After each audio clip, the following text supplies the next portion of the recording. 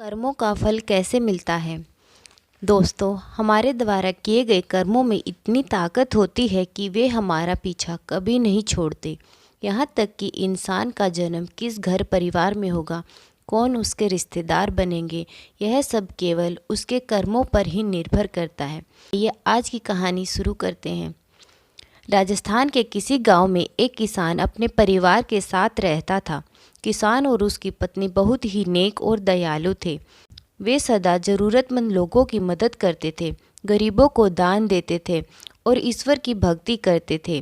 किसान के पास जो कुछ भी उसमें वह और उसकी पत्नी दोनों बहुत संतुष्ट रहते थे।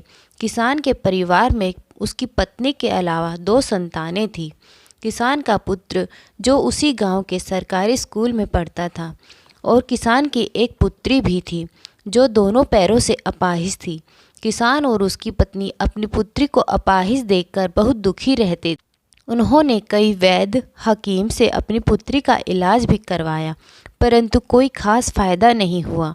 इसलिए किसान और उसकी पत्नी दोनों अपनी पुत्री की सेवा किया करते थे। उसके पाँव की मालिश करते, उसे अपने हाथों से खाना खिलाते। किसान सदा यह सोचकर परेशान रहता था कि उसके बाद उसकी बेटी का क्या होगा, कौन उसका ध्यान रखेगा। किसान के गांव के पास एक पहुँचे हुए संत महात्मा भी रहते थे। किसान और उसका परिवार उनकी बहुत सेवा किया करते थे। वे लोग अक्सर उनके उपदेश सुनने उनके पास जाया करते थे। इस प्रकार संत की सेवा करते करते ईश्वर की भक्ति करते हुए कई वर्ष बीत गए, परंतु किसान की बेटी ठीक नहीं हुई।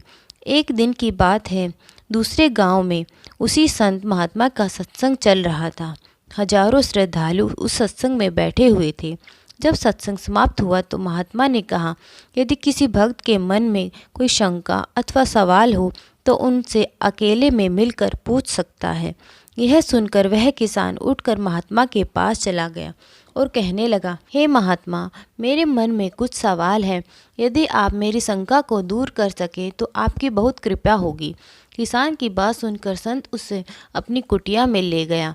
तो किसान ने पूछा कि हे महात्मा, हम सब निस्वार्थ मन से गरीबों की सेवा करते हैं, ईश्वर की भक्ति करते हैं, कभी किसी के बारे में बुरा हम सोचते भी नहीं, फिर हमारे साथ इतना बुरा क्यों हुआ? हमारी बेटी अपाहिज क्यों पैदा हुई? उसे अपाहिज देखकर हम तड़पते रहते हैं। किसान की यह बात सुनकर संत ने अपने नेत्र बंद कर लिए और किसान का पिछले जन्म का सारा वृतांत जान लिया। कुछ देर के बाद संत ने अपने नेत्र खोले और कहा, ये सब तुम्हारे पिछले जन्म के पाप कर्म के कारण ही हुआ है। सुनो भाई, तुम्हारे पिछले जन्म में तुम्हारी यही पुत्री तुम्हारी बहू थी। तुम्हारे परिवार में तुम्हारी पत्नी, बेटा और बहू थी। तुम्हारा बेटा गांव के बाहर राजा के यहाँ नौकरी करता था। तुम्हारी बहू तुम्हारे साथ रहती थी। तुम्हारे घर में एक दुधारू गाय भी थी जिसकी तुम बहुत ही सेवा किया करते थे, परंतु तुम्हारी बहू के साथ तुम्हारा व्यवहार बहुत ही गलत था। तुम सदा अपनी बहू को परेशान करते थे और उसे खरी खोटी सुनाते थे। तुम्हारी कड़वी बातें सुनकर तुम्हारी बहू बहुत तंग रहती थी, परंतु फिर भी वह अपने मुख से कुछ नहीं बोलती थी। एक दिन तुम्हारे गांव में बहुत बड़ा सा मेला लगा था। तुम्हारी बहू भी अपनी सहेली के साथ मेला देखने के लिए गई। जब शाम को वह मेले से वापस लौटी तो तुमने गुस्से में आकर उसकी टांग पर डंडा दे मारा। वह डंडा इतनी जोर से मारा कि तुम्हारी बहू की पैर की हड्डी टूट गई। वह इस टांग से लंगड़ा कर चलने लगी। वह जब तक जीवित रही हमेशा लंगड़ा कर चलती रही। वह बेचारी मुख से कुछ नहीं बोली, लेकिन उसकी पीड़ा, उसकी तड़प और उसके आंसू तुम्हारे लिए श्राप बनकर आए। और इस जन्म में तुम्हारी वही बहू तुमसे हिसाब किताब करने के लिए इस जन्म में तुम्हारी बेटी बनकर आई है। पिछले जन्म में वह तुम्हारी वजह से बहुत रोती थी और इस जन्म में तुम उसे देख देख कर रोते हो। यह सब तुम्हारे अपने पाप कर्मों का ही फल है। इसमें ईश्वर का या किसी और का कोई दोष नहीं है। हे किसान, तुमने पिछले जन्म में अपनी गाय की बहुत सेवा की थी, इसी कारण तुम्हें इस जन्म में निर्मल बुद्धि और ईश्वर की सच्ची भक्ति प्राप्त हुई है। तो यह सब तुम्हारे ही कर्मों का लेखा जोखा है।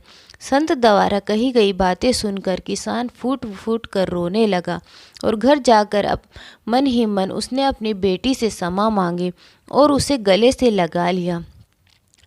फ्रेंड्स, इस कहानी का यही सार है कि हम जो कुछ भी करते हैं, किसी को खुशी देते हैं, प्यार देते हैं या किसी को धोखा देते हैं, तो वही आत्मा किसी और जन्म में हमसे हिसाब करने के लिए हमारा रिश्तेदार बनकर अवश्य आती है।